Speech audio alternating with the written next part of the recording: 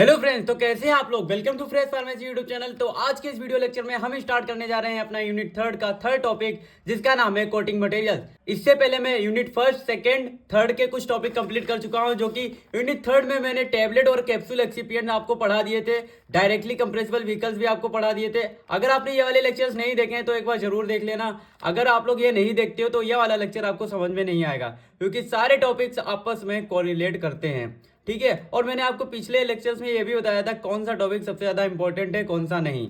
इसीलिए लेक्चर जरूर देख लेना, फिर इस वाले लेक्चर को कंटिन्यू करना। तो गाइस, अभी कुछ लोगों के एग्जाम हुए थे 12 मई को, जिसमें से मैंने फर्स्ट, सेकंड, थर्ड यूनिट आपको कंप्लीट करके दी थी और आपको नोट्स भी प्रोवाइड किए थे। जिसमें से एग्जाम में क्वेश्चन पेपर मैंने उठा के देखा तो उसमें जो है फर्स्ट, सेकंड, थर्ड यूनिट काफी ज्यादा क्वेश्चन पूछे गए थे और उसमें काफी ज्यादा क्वेश्चन आपके आए थे। तो मुझे लग रहा है कि मैंने इतना आपको बता दिया था सफिशियंट कि आप लोग पास तो हो जाएंगे। बाकी मैंने फोर्थ यूनिट, फिफ्थ यूनिट नहीं पढ़ा पाया था मैं, इसीलिए उसमें कुछ ऐसे क्वेश्चन आए थे जो कि फोर्थ और फिफ्थ यूनिट से थे। लेकिन आपको मैंने फर्स्ट, सेकंड, थर्ड कायदे से बताई थी और एग्जाम में आपके आया भी है। तो इसी के साथ आज स्टार्ट करने वाले हैं हम अपना यूनिट थर्ड का थर्ड टॉपिक, जो कि है coating material.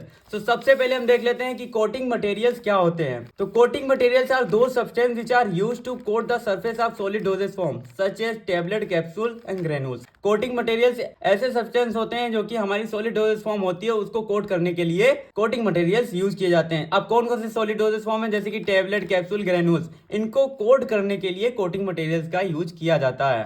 The purpose of coating the dosage form to improve physical chemical property and to protect API from environmental factors and overall improve the appearance, taste, texture of dosage form. मतलब क्या है, देखो coating का purpose क्या होता है कि हम अपनी टैबलेट को भी सॉलिड डोजेज फॉर्म है कोटिंग करके उसकी जो एपीआई है उसको एनवायरमेंटल फैक्टर से हम क्या करते हैं, प्रोटेक्ट करते हैं, उसका अपीयरेंस बढ़ाते हैं, टेस्ट को जो अनप्लीजेंट टेस्ट होता है उसको मास्क करते हैं और अपनी टैबलेट या कोई भी सॉलिड डोजेज फॉर्म है उसका टेक्सचर को स्मूथ बनाते हैं, जिससे कि हमें सोलो करने में आसानी हो। तो अब कोटिंग का आप जो पर्पज है वो समझ चुके होंगे कि कोटिंग क्यों की जाती है, कोटिंग मटेरियल्स क्या होते हैं। ये बिल्कुल मैंने आसान भाषा में आपको समझा दिया है। अब देख लेते हैं इसके टाइप्स क्या होते हैं। फिल्म एबिलिटी के बेसिस पे कोटिंग जो होती है दो टाइप में क्लासिफाइड होती है।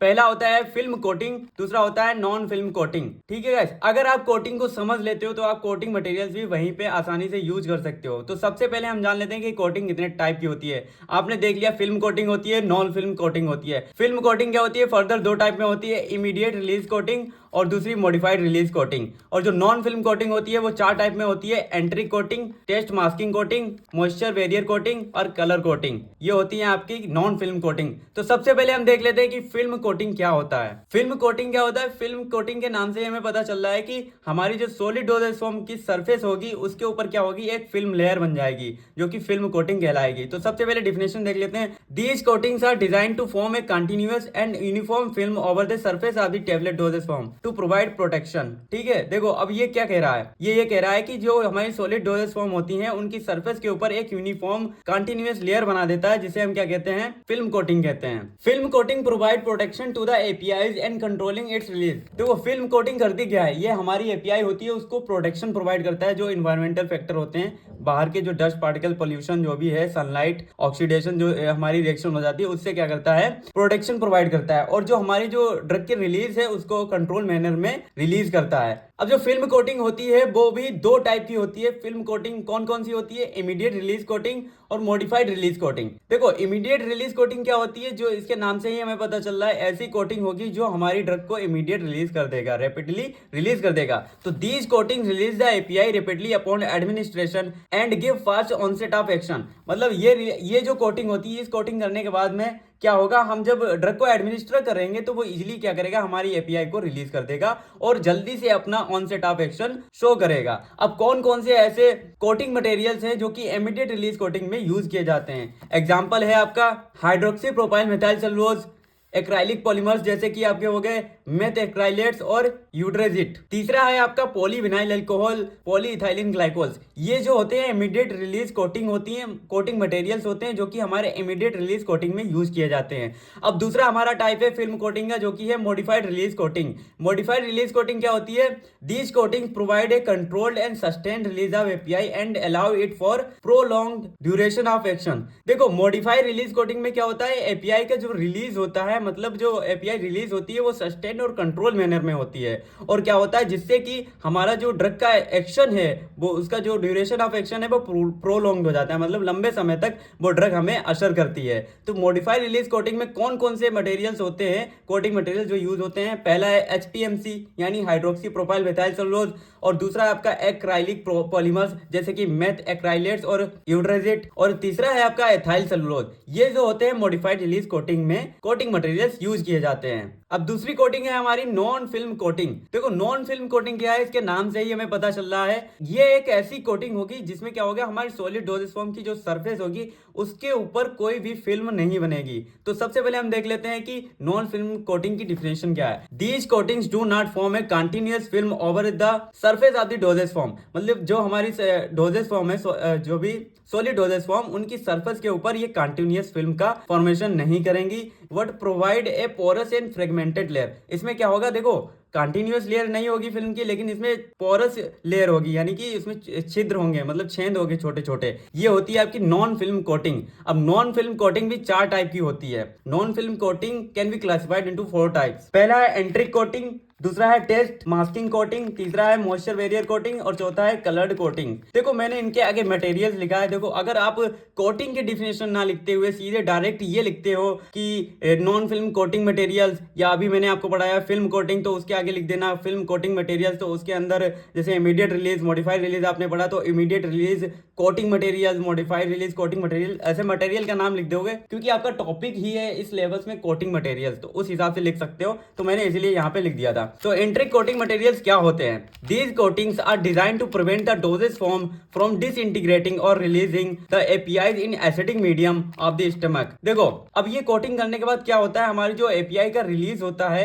या फिर वो डिसइंटीग्रेट जो होती है वो हमारे स्टमक के एसिडिक मीडियम में नहीं होती है, मतलब वहां पे ये बाईपास कर जाता है, एसिडिक मीडियम को बाईपास करके हमारे स्मॉल इंटेस्टाइन में डिसॉल्व होगी, डिसइंटीग्रेट होगी और वहीं पे क्या होगा, फिर एब्जॉर्ब होगी। तो एंटेरिक कोटिंग मटेरियल्स ऐसे मटेरियल्स होते हैं जो कि हमारे एपीआई को स्मॉल इंटेस्टाइन में डिसइंटीग्रेट करने देते हैं और डिसॉल्व होने देते हैं। तो हम क्या देख लेते हैं, enteric coating materials allow the dosage form to dissolve और डिसइंटीग्रेट इन स्मॉल इंटेस्टाइन, यानी स्मॉल इंटेस्टाइन में करने देंगे, ये स्टमक के एसिडिक मीडियम में नहीं करने देंगे। अब कौन कौन से ऐसे कोटिंग मटेरियल्स होते हैं जो कि एंट्रिक कोटिंग में यूज किए जाते हैं? एग्जांपल है पहला सेल्यूलोज एसीटेट थैलेट, दूसरा है आपका hydroxy propyl methyl cellulose phthalate, तीसरा है आपका पॉलीविनाइल एसीटेट थैलेट। ये जो होते हैं आपके 3 कोटिंग मटेरियल्स हैं जो कि एंट्रिक कोटिंग में यूज किए जाते हैं। अब दूसरा है आपका जो कि नॉन फिल्म कोटिंग की बात चल रही है, तो यहाँ पे दूसरा नॉन फिल्म कोटिंग आती है आपकी टेस्ट मास्किंग कोटिंग मटेरियल्स। अब टेस्ट मास्किंग कोटिंग मटेरियल क्या मटेरियल्स होंगे? ऐसे मटेरियल्स होंगे जो कि हमारे जो अनप्लीजेंट टेस्ट है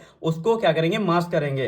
these are design to mask the unpleasant taste और ऑर्डर ऑफ द एपीआई। जो भी हमारी एपीआई है, ड्रग है, उसका जो अनप्लीजेंट टेस्ट या फिर ऑर्डर है उसको ये मास्क करते हैं। And making the doses form more palatable for patient, और जो पेशेंट के लिए क्या होगा, जैसे कंपाइलेंस उसकी बढ़ा देंगे जिससे कि जो पेशेंट है मेडिसिन आसानी से ले लेगा। तो इसलिए ये टेस्ट मास्किंग कोटिंग मटेरियल्स का यूज किया जाता है। अब कौन कौन से मटेरियल्स है? जिलेटिन है, पोलाक्रिलिन पोटेशियम है और अकेसिया है। ये जो होते हैं आपके टेस्ट मास्किंग कोटिंग मटेरियल्स की तरह यूज किए जाते हैं। अब तीसरा नॉन फिल्म कोटिंग मटेरियल है जो कि है मॉइस्चर बैरियर कोटिंग मटेरियल्स। अब मॉइस्चर बैरियर कोटिंग मटेरियल्स क्या होते होंगे, इनके नाम से ही देखिए ये क्या करेंगे, ऐसे मटेरियल्स होते होंगे जो हमारे जो मॉइस्चर है उसको एपीआई को मॉइस्चर से प्रिवेंट करते हैं। तो these are design to protect the API from moisture और अदर इन्वायरमेंटल फैक्टर्स। ये हमारी एपीआई को मॉइस्चर और अदर जो इन्वायरमेंटल फैक्टर्स हैं उनसे क्या करता है, प्रोटेक्ट करता है। मॉइस्चर बैरियर कोटिंग मटेरियल्स, अब that can effect it's stability और इफिकेसी। देखो अगर हम मॉइस्चर बैरियर कोटिंग मटेरियल्स का यूज नहीं करेंगे तो क्या होगा, हमारी एपीआई की जो स्टेबिलिटी और इफिकेसी है वो अफेक्ट होगी। इसीलिए हम मॉइस्चर बैरियर कोटिंग का मटेरियल्स का यूज करते हैं जिससे हमारी ड्रग जो है यानी एपीआई है वो मॉइस्चर और इन्वायरमेंटल फैक्टर से प्रोटेक्ट हो। अब कौन कौन से ऐसे कोटिंग मटेरियल्स हैं, मॉइस्चर बैरियर कोटिंग मटेरियल्स जो कि यूज किए जाते हैं? पहला है सेलेक, दूसरा है वैक्सेस। कौन कौन सी वैक्सेस हैं? कार्नुवा वैक्स, बीज वैक्स, और तीसरा आपका है पॉलीविनाइल अल्कोहल। ये जो होते हैं आपके मॉइस्चर बैरियर कोटिंग मटेरियल्स की तरह यूज किए जाते हैं। तो गाइज आई होप आप लोगों को यहाँ तक समझ में आ गया होगा और आपका टॉपिक जो है कोटिंग मटेरियल्स वाला वो पूरा खत्म हो चुका है। आपको आसान भाषा में मैंने बिल्कुल आसान भाषा में समझाने की कोशिश की है। आपको हैंड रिटन नोट्स साइट पर मिल जाएंगे और बाकी ये दो जो टॉपिक बचे हैं ये दोनों टॉपिक जल्दी से जल्दी खत्म करेंगे हम और हमारी यूनिट 3 पूरी खत्म हो जाएगी। बाकी जो